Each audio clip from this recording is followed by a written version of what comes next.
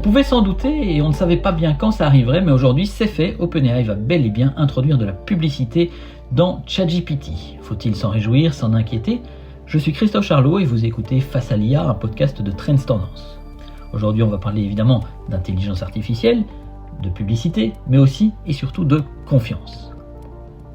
Pendant longtemps, OpenAI a résisté en fait à la publicité. Sam Altman lui-même s'y disait opposé, conscient du risque qui est celui de transformer un assistant en une plateforme d'influence, mais la réalité économique a visiblement rattrapé le discours. ChatGPT, c'est vrai, c'est près d'1 milliard d'utilisateurs dans le monde, et seulement une petite fraction qui paye un abonnement. En parallèle, OpenAI s'est engagé dans une course à l'infrastructure, une infrastructure qui est colossale pour pouvoir faire tourner une intelligence artificielle.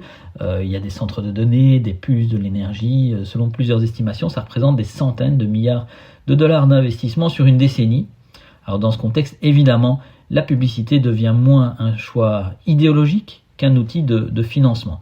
OpenAI finalement s'aligne, et on s'en doutait, sur un modèle qui est bien connu, celui de Google ou de Meta ou de tous les réseaux sociaux, un accès gratuit ou peu cher, financé par votre attention.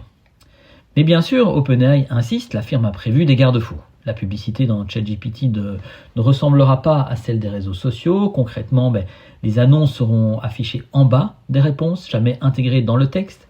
Elles seront clairement identifiées et séparées. Elles ne devront normalement jamais influencer les réponses générées par l'intelligence artificielle. Les conversations ne seront ni vendues ni exploitées à des fins publicitaires et les sujets sensibles seront exclus. Ça concerne par exemple la santé mentale, la politique, etc. etc. OpenAI va même jusqu'à promettre qu'elle n'optimisera pas en fait le temps passé sur ChatGPT, contrairement aux plateformes sociales qui sont conçues pour capter l'attention. On sait que plus vous passez du temps sur Meta, plus Meta s'enrichit grâce à de la publicité. Et donc ils ont intérêt à vous retenir le plus longtemps possible. Ici, ChatGPT promet que ce ne sera pas le cas et c'est en théorie une différence majeure. Parce que, évidemment, l'objectif affiché, on s'en doute, c'est pas de rendre l'utilisateur accro, mais bien de financer l'accès à un super assistant personnel. Autrement dit, l'objectif, c'est monétiser sans manipuler un équilibre qui est extrêmement délicat à ce stade et qu'on ne peut que croire sur parole.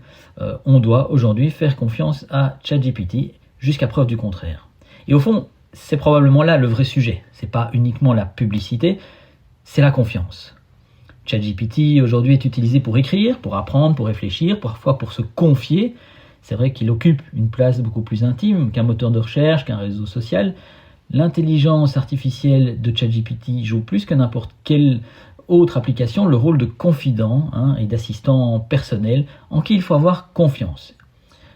Et on le sait, au fait, d'après les études menées récemment, même en Belgique, la plupart des utilisateurs ont confiance quand même dans les réponses de ChatGPT et ne vérifient pas systématiquement ce qui est dit.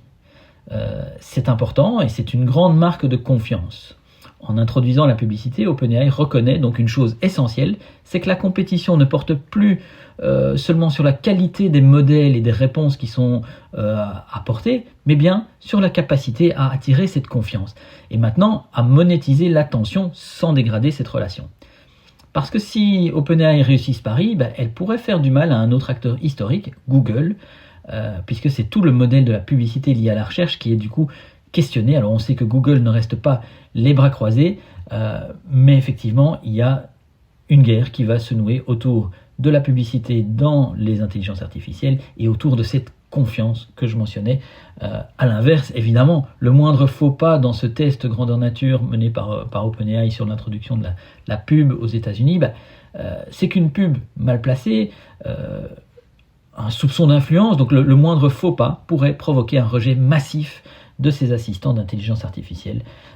La publicité dans ChatGPT, ce n'est donc pas un détail technique, c'est un test grandeur nature, un test pour OpenAI, un test pour l'économie de l'intelligence artificielle, et puis surtout un test pour nous, les utilisateurs, sur ce que nous sommes prêts à accepter en échange de l'intelligence artificielle accessible à tous. La question aujourd'hui n'est donc évidemment plus y aura-t-il de la publicité sur ChatGPT, mais peut-on encore faire confiance à une intelligence artificielle quand l'attention devient une monnaie ?